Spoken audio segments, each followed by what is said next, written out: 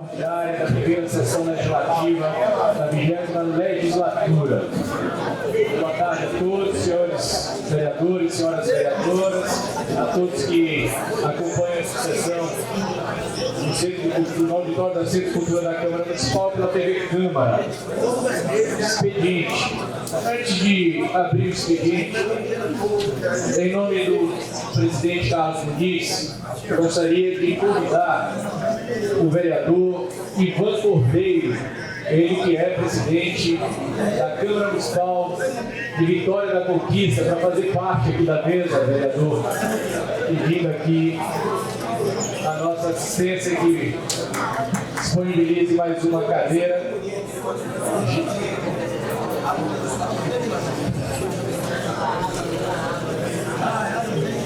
Estamos recebendo a visita hoje do presidente da Câmara Municipal de Vitória da Conquista,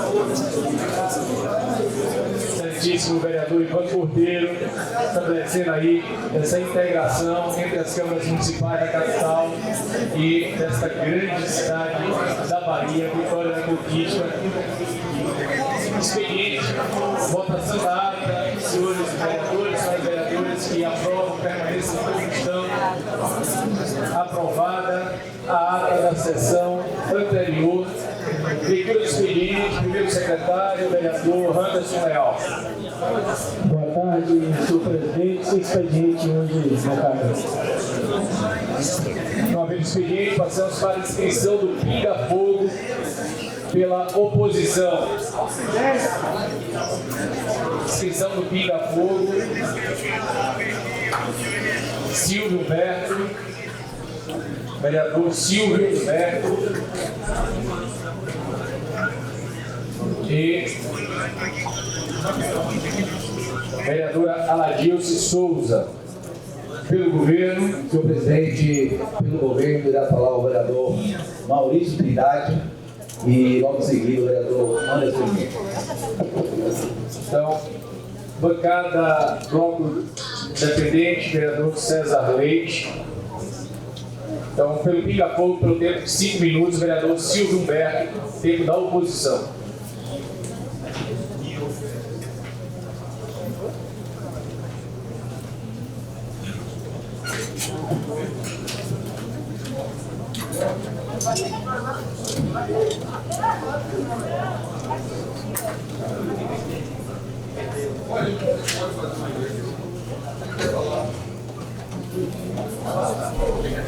Se for entendimento entre os vereadores, não terá problema algum. O vereador Maurício Trindade, invertendo o tempo, em nome do governo do Estado, fala pelos 5 minutos do pinga-fogo, pela bancada do governo.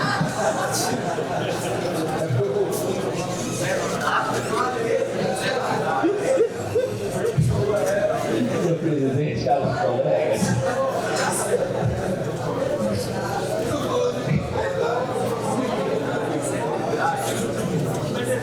caros vereadores, caros colegas, semana nosso novo colega e amigo Silvio Humberto lançou o livro Um Retrato Fiel da Bahia.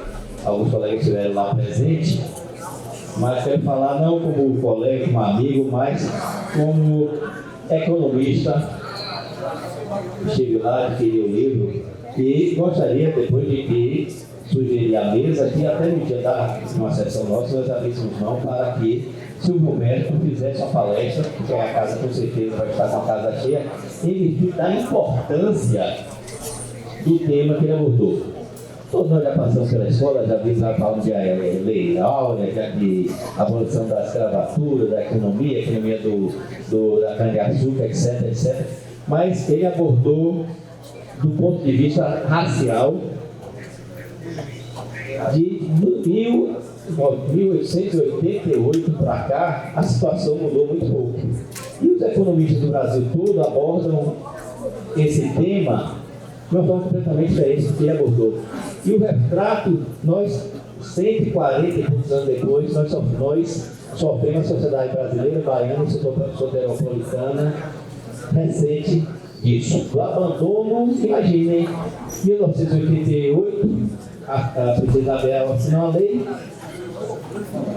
1988, resultado, no outro dia, quem estava na fazenda, o escravo que estava na fazenda, embora não tinha posto liberto, pode ir embora. Para morar onde? Para comer o quê? Imagina a situação caótica.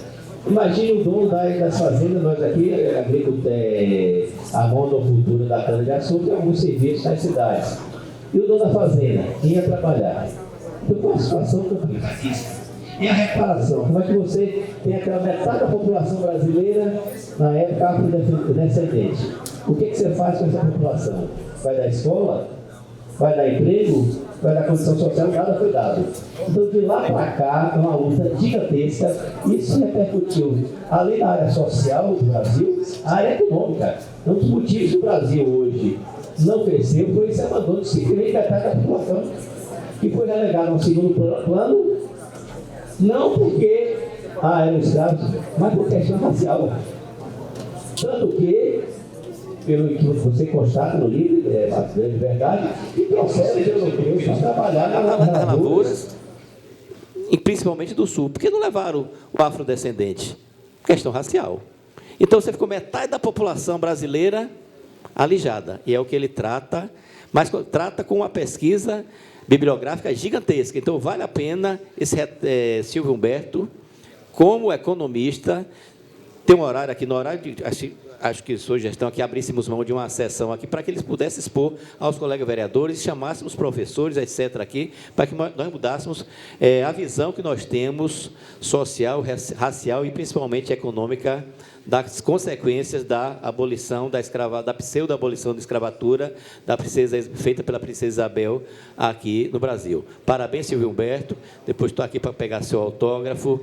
Mas parabéns como professor de economia, como colega, não precisa dizer colega, nobre colega, amigo, um diplomata dessa casa, mas parabéns que esse livro começou no seu pai e você foi a sequência disso. Então, parabéns à família toda. Obrigado a você. Obrigado, vereador Maurício Trindade. E, em seu nome, nós também congratulamos aí com a obra lançada na semana passada pelo nosso colega vereador Silvio Humberto, que é agora a vez da tribuna do pinga-fogo, pelo tempo de 5 minutos, pela oposição. Muito obrigado, senhor presidente. Eu agradeço aqui alegremente as palavras do vereador Maurício, que esteve lá conosco, estendendo isso, a vereadora Ladilce, Marta, que mandou a representação, João Cláudio, Hamilton, a vereadora Eliette. Silvio, só um instantinho. Acho que o microfone aqui da mesa, quanto da tribuna... Oi. Oi. Beleza. Então, agradecendo a todos, né, pela troca, né, e dizer que, Maurício, que foi algo que me deu, de fato, muito trabalho, foi fruto da minha tese de doutorado que eu defendi na Unicamp em 2004, na época que tinha distinção e louvor, então eu recebi distinção e louvor. Na verdade, eu faço uma discussão do processo de transição do trabalho escravo para o trabalho livre, Henderson, que esteve lá conosco, de 1871 até 1902, e trazendo assim, a relação sociedade, racismo e economia para a gente pensar, né, a Bahia, pensar o recôncavo, né, e pensar o pós-abolição, que eu diria que Lazo e Jorge Portugal, com a música 14 de Maio, meu caro Kiki, ele disse muito e disse tudo.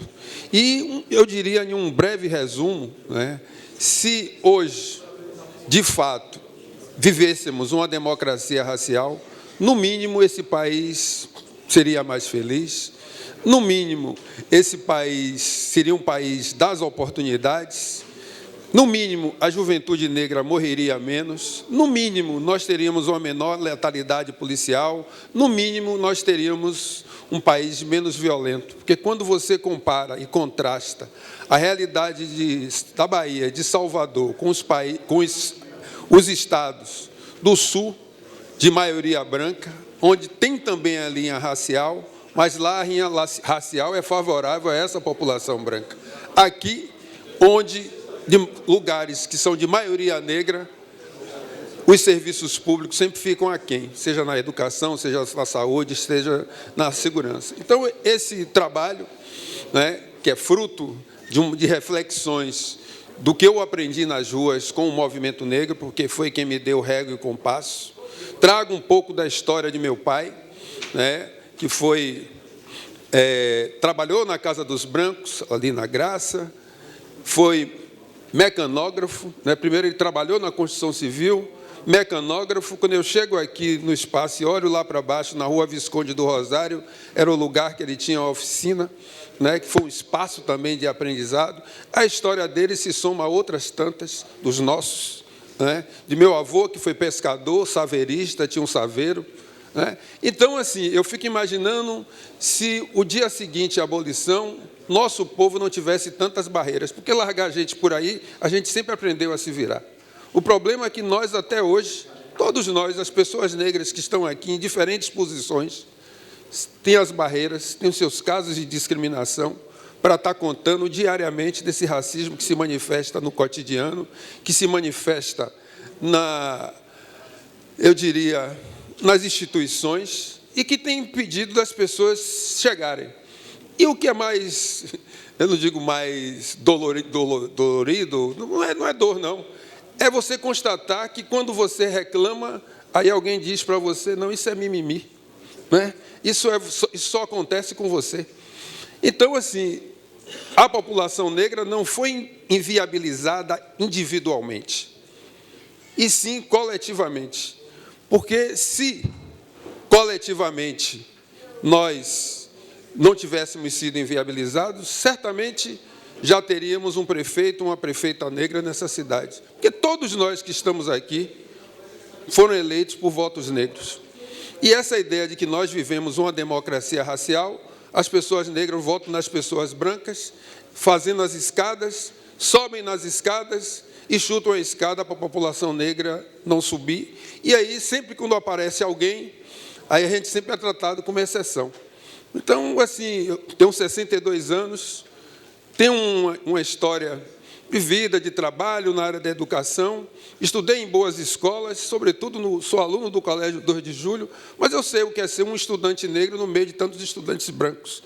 Você sobrevive, você segue, né? Chegar na universidade da mesma forma, ser um dos poucos no curso de economia no início dos anos 80, mas, assim, fazer o mestrado, fazer o doutorado, mas, assim, eu fico pensando quantos, com a idade que tenham, poderiam chegar. Não tiveram as mesmas oportunidades. E a gente precisa dizer que foi uma escolha política. Porque quando você escolhe essa cidade, e vou concluir, senhor presidente, ter uma única escola técnica durante tanto tempo, levar por mais de 40 anos com a única Universidade Federal da Bahia, com 3.000 e poucas vagas, isso, se minimamente tivesse curso noturno, essa cidade, esse estado estaria em outro lugar. E, assim, a gente teria um estado mais competitivo, que a gente tem um ativo importante e que nós utilizamos muito mal e perdemos muitas vidas, né? Muitos talentos são desperdiçados, porque o racismo continua a estruturar as relações do poder, as relações sociais. Então, esse livro é apenas um retrato, né, fiel da Bahia, onde mostra que tudo mudou, infelizmente, meu caro presidente, para tudo permanecer como está, mantidas as hierarquias raciais, consequentemente, as hierarquias sociais, mas eu sou uma pessoa extremamente otimista. Assim, nosso tempo chegou, o nosso tempo é agora, e eu espero, sinceramente, que em breve, muito em breve, a gente possa ter um outro retrato, né, dessa Bahia que é plural e singular, mas precisa olhar de verdade para o seu povo, porque a gente já chega de tantos nãos, e assim a gente enfrenta com alegria, mas o nosso povo merece muito mais, precisa de prosperidade e dignidade, ser tratada de forma digna, para poder, de fato, a gente dar o salto civilizatório que esse país merece. Muito obrigado, senhor presidente. Muito obrigado, vereador Silvio Humberto. Pedi para ele dar um autógrafo aqui no meu livro de público, porque quando ele for membro da Academia Brasileira de Letras, se eu puder tirar essa onda. Enquanto isso, já chamamos a vereadora Aladilson Souza pelo tempo da oposição ao Pinga Fogo, pelo tempo de 5 minutos.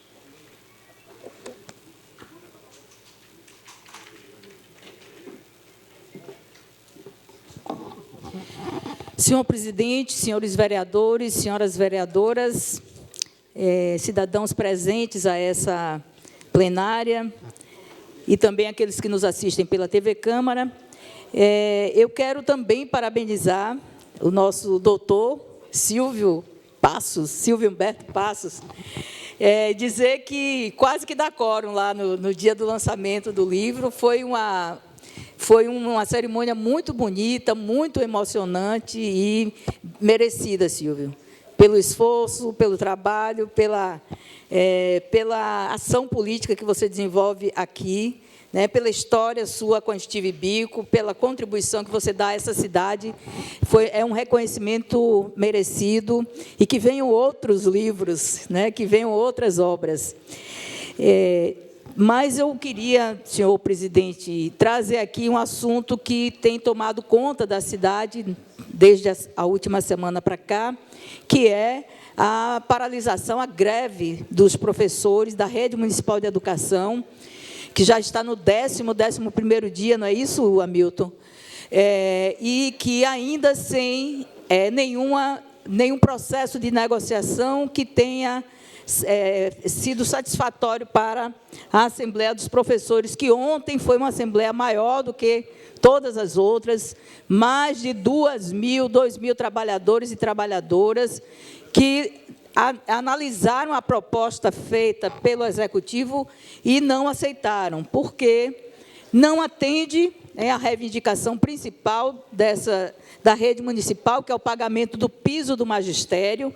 Temos outros pontos de pautas, mas esse é um divisor de águas, e eu queria chamar a atenção, mais uma vez, dessa casa, para que a gente possa, senhor presidente, contribuir, mediando essa relação que, no momento, está tensionada. Eu quero aqui dizer que é lamentável que a Justiça tenha dado, né, uma liminar de maneira muito célere, né, contra a greve, e dizer que nos preocupa muito. Acho que é preciso que o Executivo tenha uma postura de sensibilidade, que a gente ajude nesse processo, porque ninguém fica satisfeito, não ajuda ninguém, não ajuda a cidade, não ajuda também os professores, uma greve se estender do jeito que a paralisação da educação vem sendo estendida. Mas dizer que os professores têm toda a razão. Nós temos o piso nacional do magistério, lei federal, precisa ser cumprida, né? Já há um processo de negociação e de luta, ano após ano, e a história se repete. Então, o percentual que passou de 4% para 6,33%, algo em torno disso, não atende, não alcança o piso salarial dos professores. Repito, que é lei federal e que muitas capitais e estados já cumprem, e o município de Salvador tem folga suficiente para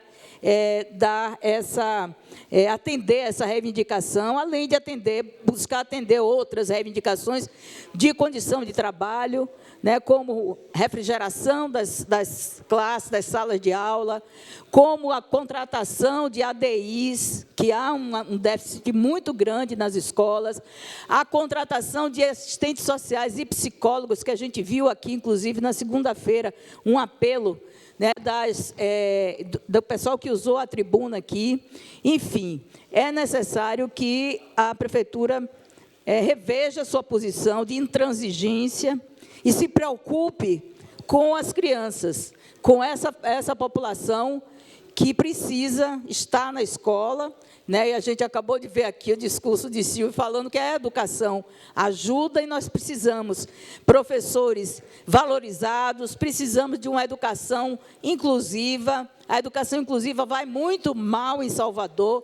Então, tudo isso está na pauta, tudo isso é motivo de reivindicação, e são esses os motivos que levam os professores à greve.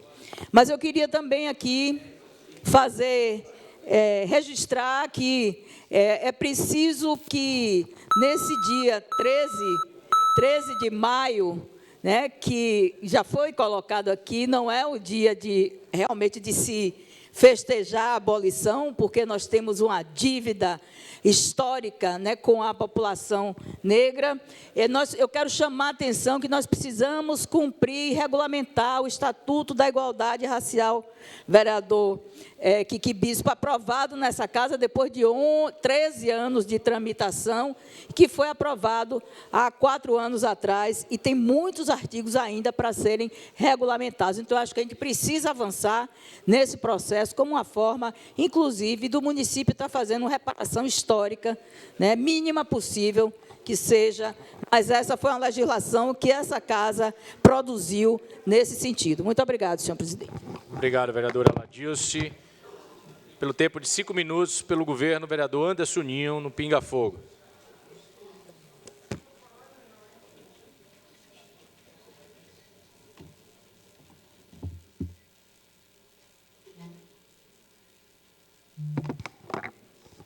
Senhor presidente, senhores vereadores, vocês que nos acompanham através das redes sociais, subo essa tribuna aqui para falar que ontem o bairro de Pau da Lima, Colina Azul, ganhou nada mais, nada menos do que 4 novas praças, sendo que uma foi totalmente reformada e 3 indicações aqui desse vereador que vos fala. Mas subo aqui essa tribuna para falar de um projeto muito importante que fiz indicação aqui para a nossa Câmara Municipal de Salvador para avaliação, apreciação dos nobres vereadores, que é o projeto Salvador, Meu Bairro em Movimento. Esse projeto de indicação, que considera a necessidade e o fortalecimento das atividades físicas, em especial a corrida e as caminhadas. Nós observamos quão é importante hoje e o crescimento das corridas, das caminhadas. Porém, os nossos bairros, considerados periféricos, também necessitam desse olhar. E esse projeto indica para que o nosso prefeito, Bruno Reis, juntamente com a Secretaria de Esportes, possa colocar professores de educação física para ensinar às pessoas dos bairros como fazer um alongamento, como fazer um aquecimento, levando também profissionais de saúde para fazer exames cardiológicos, enfim, levando de certa forma, desmitificando aquela questão que a corrida é algo só de elite. Não, precisamos levar as corridas e as caminhadas para os bairros periféricos de Salvador. Isso vai contribuir muito. Vocês observam o sucesso que é hoje as academias nos bairros, as academias da Prefeitura Municipal. Pense aí vocês tendo o acesso às pessoas que fazem suas atividades com professor de educação física para ensinar a corrida e a caminhada. Então, esse é mais um projeto do vereador Anderson Ninho, um projeto que tem, claro, a questão da empatia, de você se colocar no lugar do outro, porque quantas pessoas não querem ter um acesso a um professor de educação física para te ensinar a correr corretamente, a fazer um alongamento, como eu expliquei aqui para vocês. Então, é um projeto muito importante que eu vou estar lutando aqui para que chegue às comunidades de Salvador. Quero também parabenizar hoje o nosso Vitória, que está fazendo 126 anos de história, e não é 126 anos, bora Vitória. Então, a salva de palmas para o Vitória, que está fazendo 126 anos hoje. Eu, como rubro-negro, claro, tinha que parabenizar o nosso Vitória e também lançar esse projeto de indicação, que é o Bairro em Movimento, que traz também o esporte para a nossa comunidade. Então, Deus abençoe a todos. 126 anos do Leão, para cima!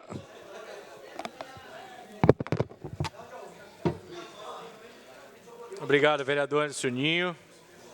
Sempre torcedor efetivo lá no Barradão. Para compor o tempo no pinga-fogo da bancada independente, do bloco independente, o vereador César Leite, no tempo de 5 minutos.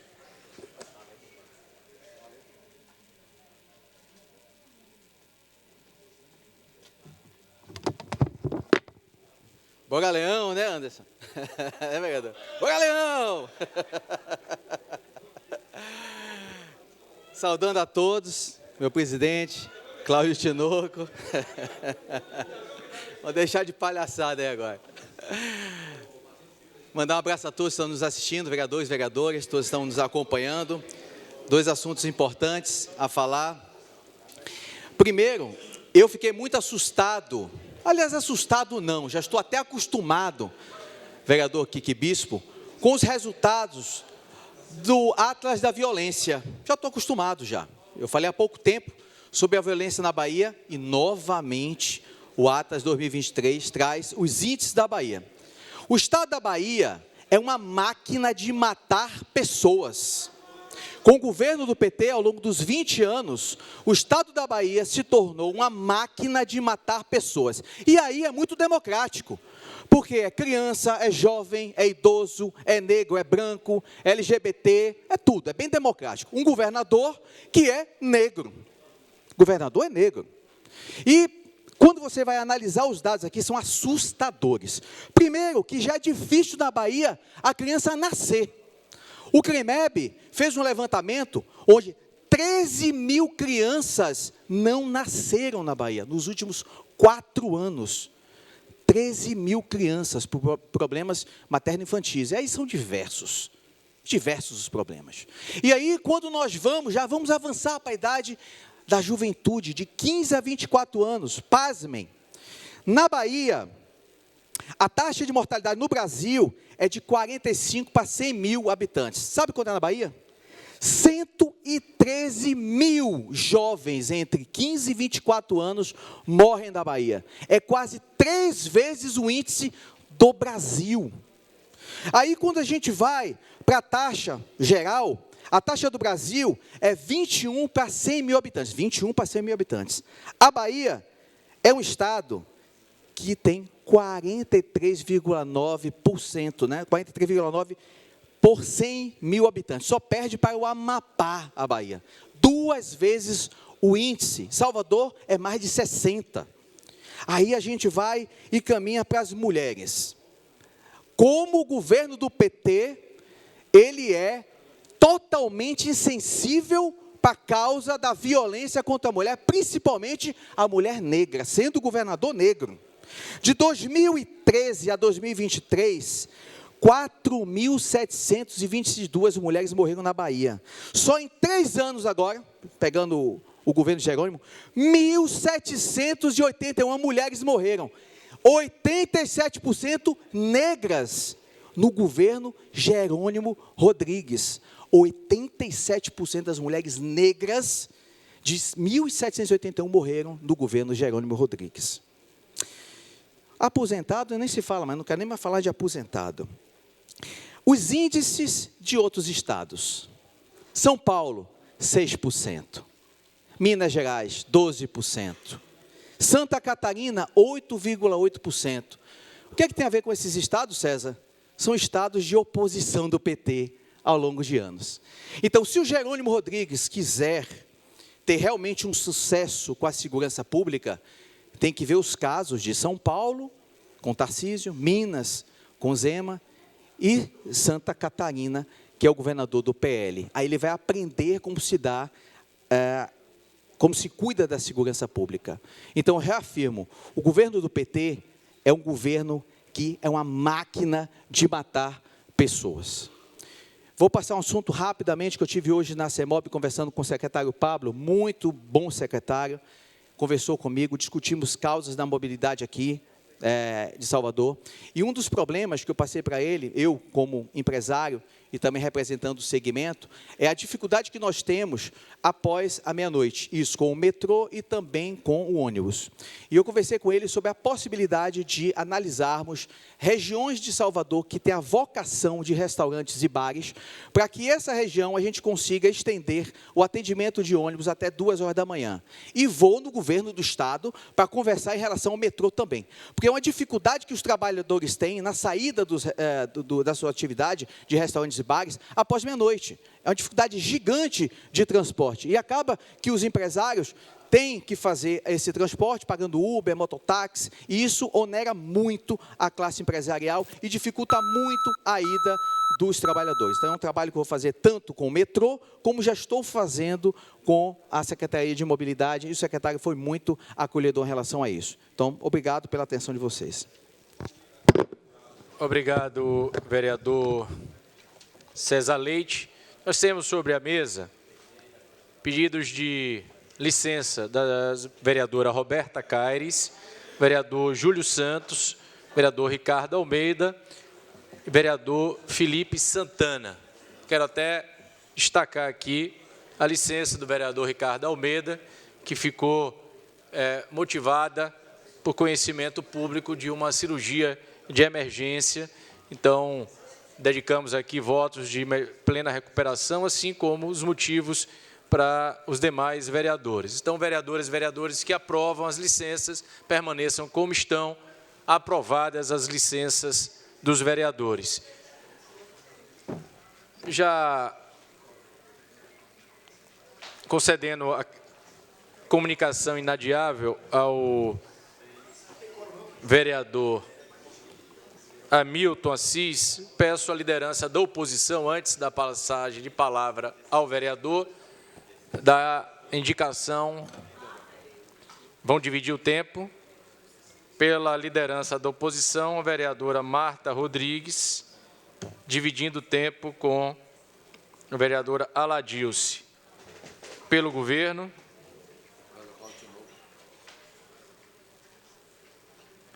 vereador Cláudio Tinoco, que vai passar agora a presidência já para o excelentíssimo vereador Kiki Bispo, para conduzir.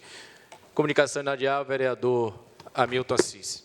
Obrigado, senhor presidente. Boa tarde a todos os presentes. Boa tarde, senhores vereadores. A nossa comunicação inadiável é para comunicar que no dia 14 de maio, às 18h30, estaremos realizando uma sessão virtual pelo pagamento do piso dos professores. Era uma sessão que estava prevista para acontecer num desses espaços físicos, mas infelizmente da Câmara, mas não conseguimos a aprovação em tempo, porque houve algumas sessões e que a gente não conseguiu aqui colocar na pauta, na ordem do dia, mas mesmo assim, inovando, porque é para isso que a gente está aqui, a gente está convocando essa sessão extraordinária aí, de forma virtual, informal, que vai contar com a participação da PLB Sindicato, da Federação dos Trabalhadores Municipais de Educação, dos servidores municipais da Bahia, do coletivo de coordenadores, do coletivo de professoras, do mandato do do deputado Hilton Coelho e da deputada federal Luciene Cavalcante. Obrigado, e da deputada federal Sâmia Bonfim.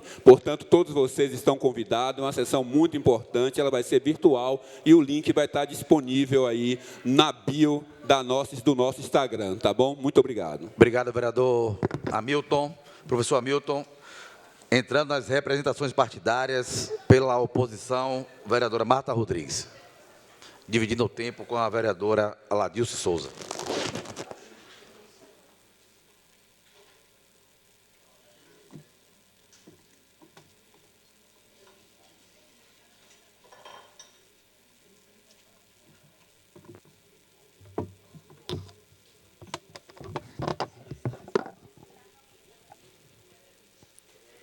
Senhor presidente, senhoras e senhores vereadores e vereadoras, a quem também nos acompanha pela TV, rádio e nossas redes sociais. Senhor presidente, esse debate já iniciou aqui e eu também quero dar continuidade sobre o dia de hoje, 13 de maio, que é um dia de luta e resistência e não de comemoração, como muitos propagam por aí. Então, nós precisamos tratar, como nós fazemos sempre, essa data como uma reflexão crítica, resistência e mobilização do povo negro para a falsa denominada, chamada abolição da escravatura em 1888. Então, essa é uma farsa histórica que silenciou os verdadeiros e as verdadeiras protagonistas da luta por liberdade no Brasil, homens e mulheres negras que resistiram ao cativeiro, o enfrentamento ao regime escravocrata com coragem, inteligência e organização. Por isso que o 13 de maio marca esse abandono, que já foi dito aqui pelos que me antecederam, da população negra e não sua libertação. A Lei Áurea não passou de um ato simbólico, sem qualquer medida de reparação ou de inclusão social. Os negros e as negras foram deixados à margem, sem terra, sem trabalho, sem escola, sem direitos. Então, não houve abolição de fato. Por isso que esse 13 de maio serve também para a gente convocar, mobilizar a luta por políticas públicas efetivas, reparatórias, e também fortalecer programas voltados à população negra, como educação antirracista, saúde da população negra, as cotas raciais, valorização da cultura afro-brasileira e o combate ao genocídio da juventude negra. E aí, para encerrar aqui, que eu vou passar para a Ladilce, também colocar, quando a gente traz aqui a questão da educação, também a Prefeitura sentar para trazer à mesa esses professores e professoras e respeitar o piso e sentar também para negociar. E também quero trazer 136 anos do Bembé do Mercado, está tendo em Santo Amaro o maior ato de rua de candomblé, e está lá ministras e ministros hoje do presidente Lula, do governo do Estado, celebrando este momento. Viva o Bembé do Mercado, obrigado. Viva 136 anos de luta e de história desse nosso povo. Obrigado, vereadora Marta Rodrigues, complementando o tempo da oposição. Senhor Vereadora presidente, Aladilce Souza. Senhor presidente, senhores vereadores e vereadoras, eu quero saudar aqui os dirigentes da PLB Sindicato que chegam aqui, me parece que tem um documento para entregar à Câmara, documento que é uma expressão da decisão de Assembleia que aconteceu ontem, que eu já me referi aqui, com mais de 2.000 professores, professoras, coordenadores pedagógicos, enfim, os trabalhadores da educação.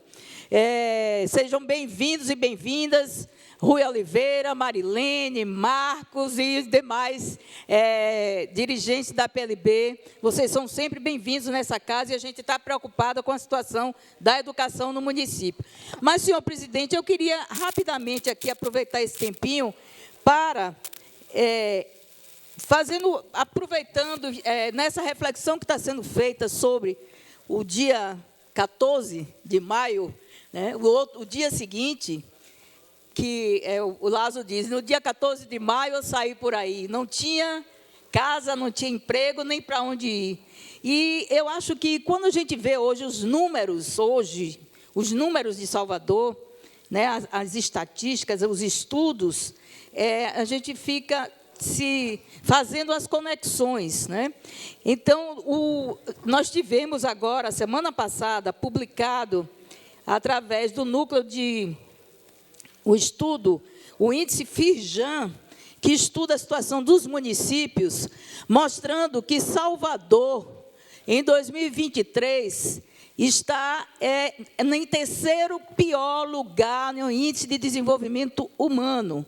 Esse índice é baseado na questão da educação, da renda, enfim, das políticas, do acesso às políticas mais sensíveis. Então, é muito preocupante que Salvador, né, esteja numa situação tão grave de índice de desenvolvimento humano tão baixa como nós estamos.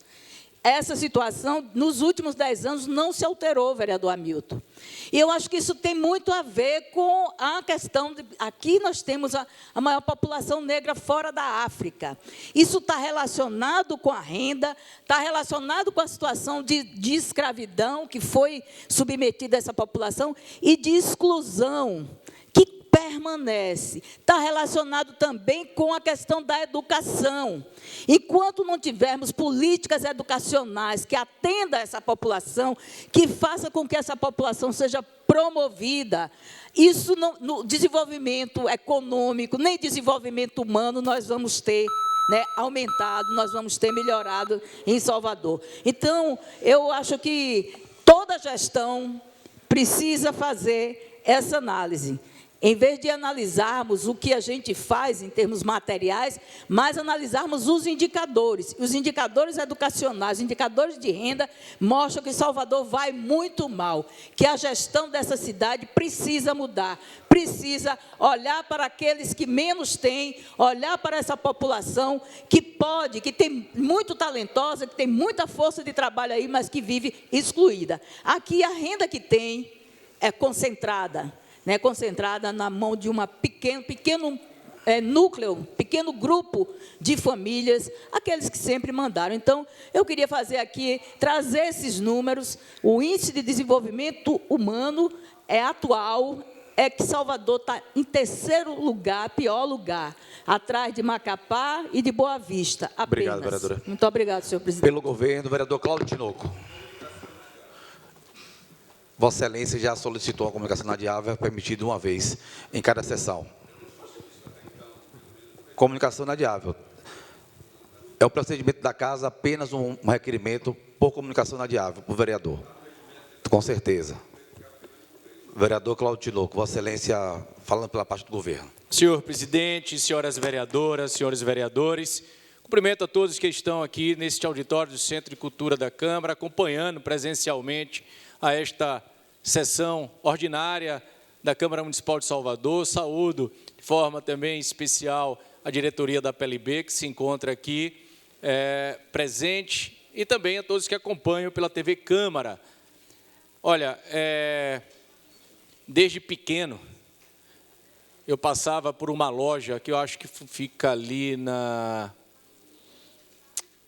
Barros Reis, não sei se é na Barros Reis, é na Vila Laura.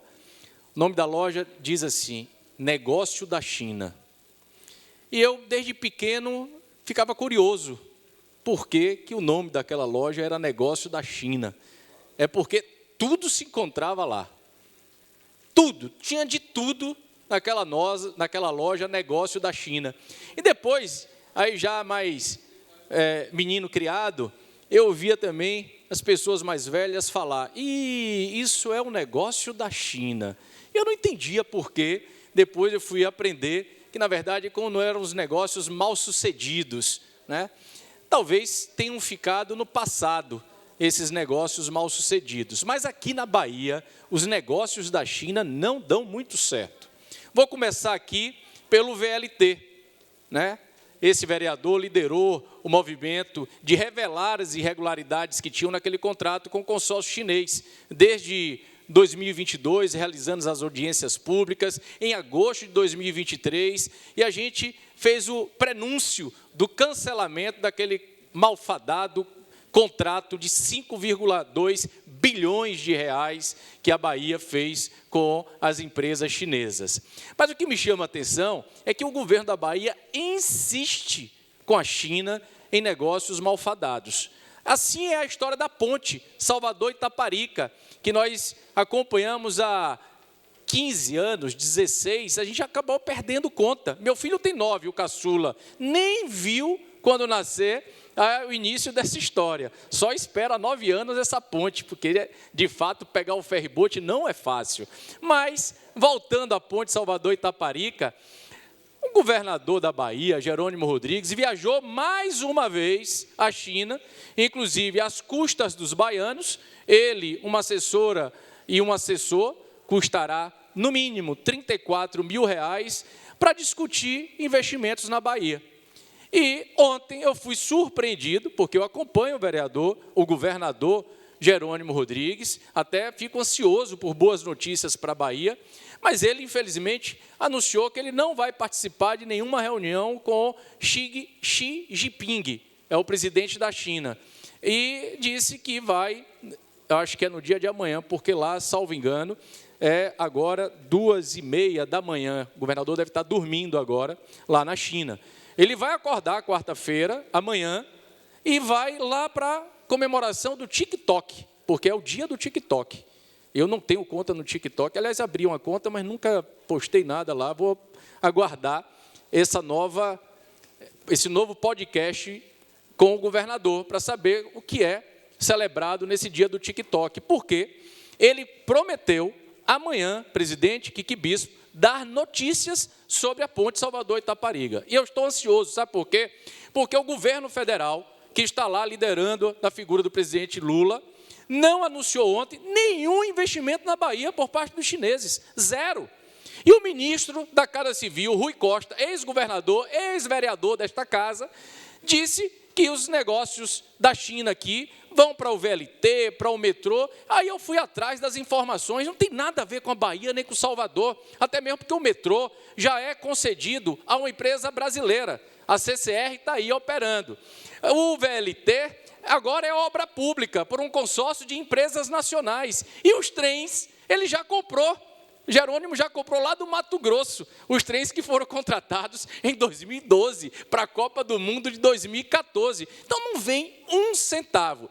E, olhe, para não me alongar, até mesmo porque tem outros, provavelmente, vereadores que, porventura, se tiver quórum, queiram falar, mas, no dia de hoje, quando nós celebramos, né, essa data tão importante, aqui já foram precedidas algumas falas que simbolizam a importância desta data do 13 de maio, a gente hoje espera a conclusão de uma apuração e investigação sobre trabalho escravo trazido à Bahia por empresas chinesas, entre elas a BID, em Camaçari. Declarações, presidente, para concluir, neste momento, públicas do secretário de Trabalho do governo do Estado da Bahia, nosso colega, vereador do PCdoB, Augusto Vasconcelos. A BID não vai mais operar em 2025, porque está aguardando a conclusão da apuração do trabalho escravo na Bahia, trazida pelo governo do PT através de empresa chinesa. Hoje, quando nós celebramos o fim da escravatura nesse país, nós estamos aqui esperando investimentos de empresas que trazem o trabalho escravo para a Bahia nos tempos de hoje. Eu tenho certeza que essa será a mensagem do dia. Temos todos nós que nos unirmos para acelerar essa apuração, punir aqueles que estão trazendo o trabalho escravo para o nosso Estado. Muito obrigado, presidente. Obrigado, vereador. Questão de ordem, senhor presidente. Questão de ordem, vereador Omazinho. Verificação de quórum. Verificação de quórum. Solicito a Vossa Excelência que faça a contagem do quórum, mas ainda em tempo eu quero também saudar os membros da PLB. Peço que os mesmos possam vir aqui fazer a entrega do documento, dizer que a Câmara, através da mesa diretora, através das comissões da educação, está acompanhando. Então, vai entregar ao presidente, né? Uma verificação de quórum do vereador. 11 vereadores, senhor presidente. 11 vereadores, não havendo quórum, declaro encerrada a sessão.